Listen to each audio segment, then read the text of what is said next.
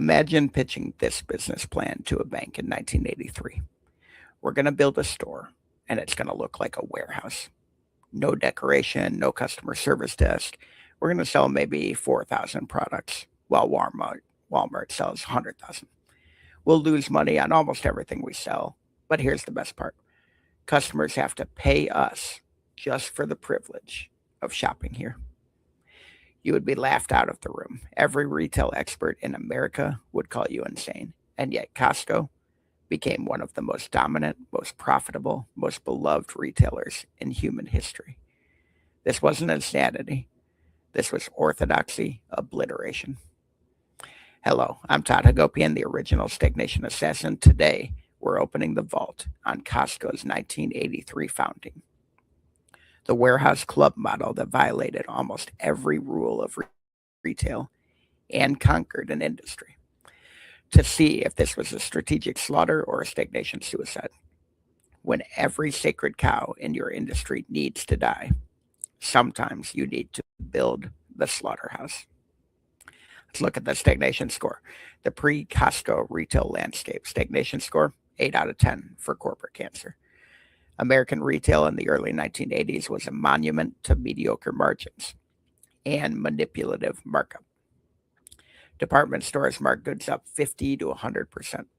Grocery stores played pricing games with loss leaders and BOGO schemes designed to confuse, not serve, the customer. The entire retail model was built on a single rotten assumption. The customer is a wallet to be tricked. Selection paralysis was endemic. Stores carried tens of thousands of SKUs, most of which sat on shelves collecting dust. Inventory costs were astronomical. Waste was just systemic.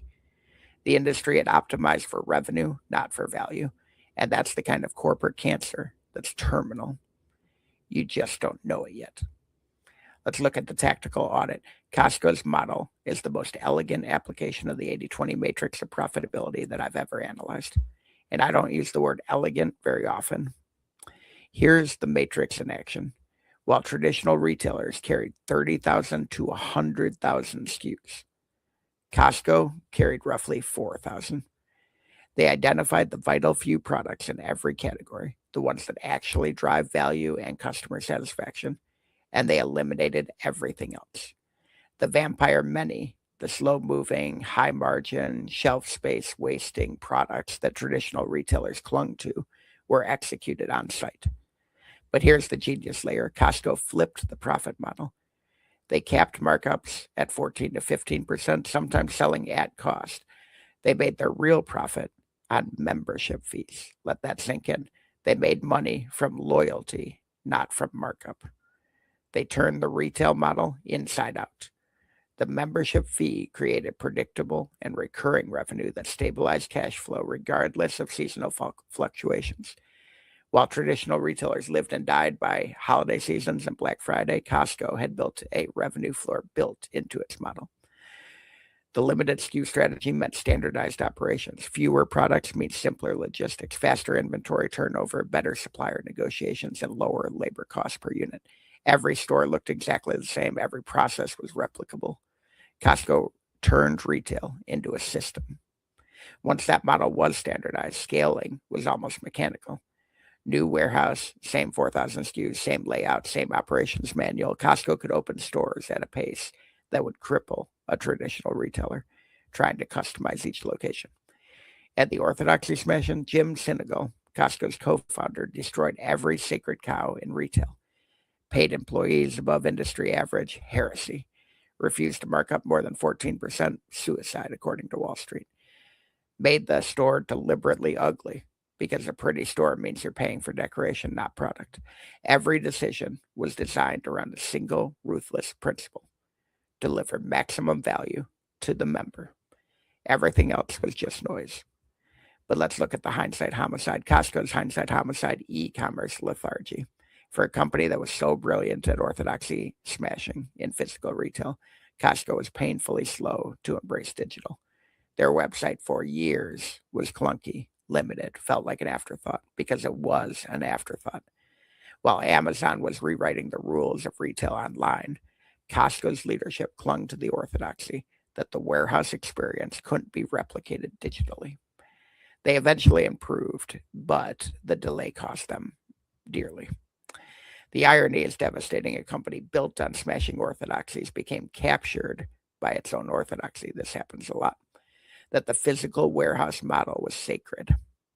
Even stagnation assassins can become stagnant when they worship their own playbook. However, the verdict is I'm going to give Costco 5 out of 5 kills. Not very often do we do that, right? Yes, full marks. Even with the e-commerce delay, Costco is one of the greatest business models ever constructed. The 80-20 matrix executed perfectly. Orthodoxy not just smashed, but rebuilt from the ground up. A membership renewal rate above 90%, unheard of. Employee loyalty that makes other retailers look like revolving doors, and revenue approaching $250 billion. Senegal didn't just build a store, he built a philosophy that prints money while genuinely serving the customer. That's not strategic slaughter, that's strategic perfection. So that's the autopsy. Costco proved that the best business model is the one that makes the customers want to pay you before they buy a single product. And if you want to build that kind of loyalty and value into your business, head over to toddhagopian.com and learn more about the HOT system. Grab the unfair advantage on Amazon and visit stagnationassassins.com for the largest database of stagnation in the world. Continue to declare war on stagnation every single day and every week here with us.